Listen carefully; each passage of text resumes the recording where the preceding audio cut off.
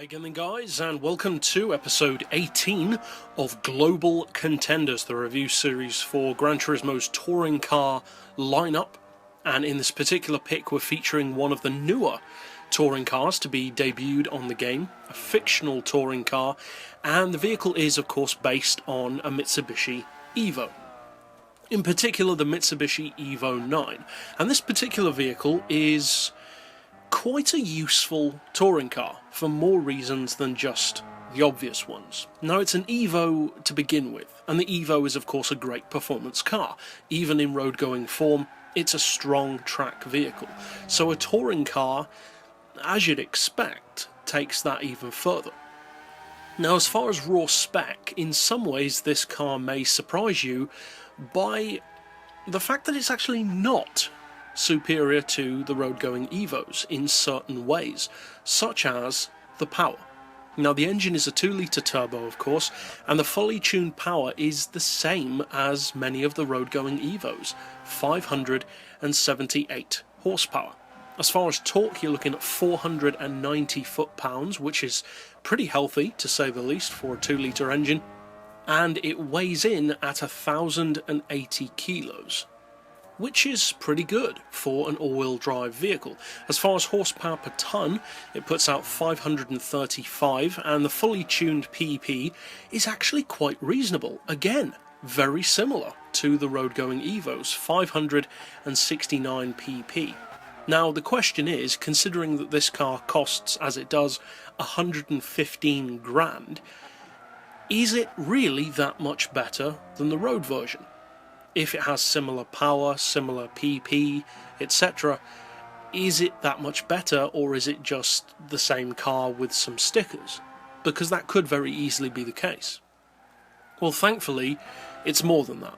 The handling in particular and the levels of grip that the touring car version have are definitely even better than the road car. Now, the road versions of the Evo are already brilliant, so to say that the touring car is even better shows you exactly how good it is.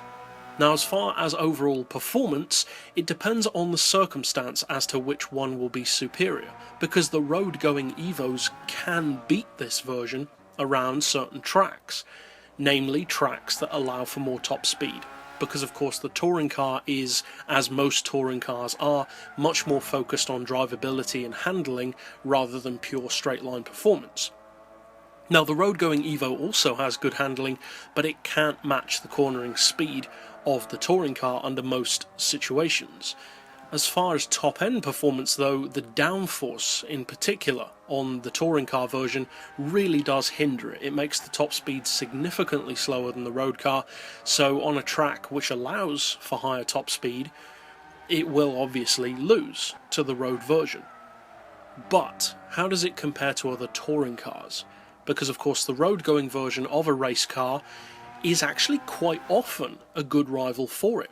If you think of other versions like the Beetle RSI up against the Beetle Cup car and various other vehicles, where the road version is sometimes even better than the racing version. I would say that that is the case with the Beetle. As far as this car goes, as an all-round performance vehicle, I would say that the road-going version is superior, because it's cheaper to buy. Obviously you do have to factor in tuning price, but it's cheaper to buy initially, and the performance is overall stronger, mainly due to the much higher top speed, and the fact that it can have NOS will appeal to some people more than others. As far as touring cars go though, the Evo 9 is a pretty good one.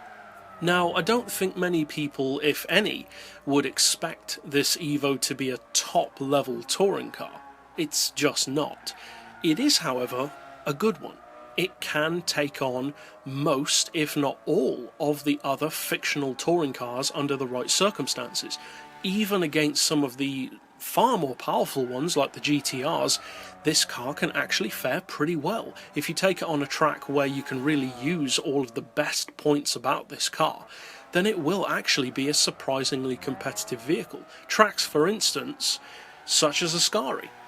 Because, of course, on tracks such as Ascari and various others, the top end power of something like a Skyline touring car isn't really used that much. There's only one or two places on a track like that where you can really use it, whereas the Evo, you can use more of its performance at all times. So as a touring car overall, I would say that the Evo is a very good one. And possibly the most notable point about this car overall is that it's a multi-purpose vehicle. Most touring cars are just that, touring cars, nothing else. This Evo, not too surprisingly, being an Evo, can also be used as a rally car. You can take this car on dirt and snow, and that is a very useful thing to be able to do. Because for 115 grand, you may think, well, if it's not that much better than the road car, what's the point? But if you think about it, you've essentially got yourself a Mitsubishi Evo 9 touring car and a Mitsubishi Evo 9 rally car in one vehicle. It's a multi-purpose car. So overall, if you're looking for a touring car that will beat everything under all circumstances, or at least most, then obviously the Evo isn't going to provide that. But as far as fictional touring cars go, it is a very good one. You don't see as many people as you might expect using it, and you can use it for more than just touring car racing, which is always a useful thing to have the option for. So overall, I would recommend checking out this car, and that's it for this particular episode. So I'll see you guys next time, and as always, thanks for watching.